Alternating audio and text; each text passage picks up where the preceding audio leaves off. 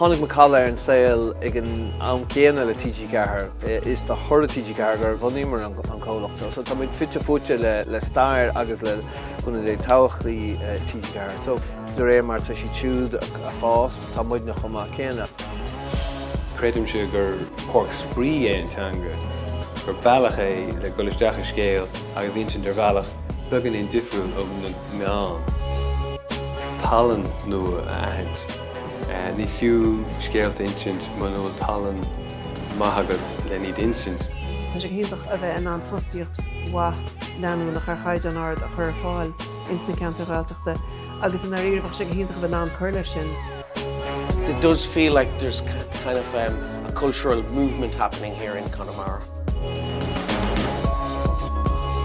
Nuair a bhíonn muid am léiriúcháin bíonn sos le gáilche duine idir aistearí scríbneoirí crú agus daoine breise gobar in Manchester City.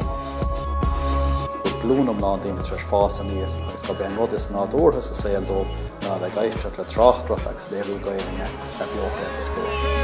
TG4 i Belnamá.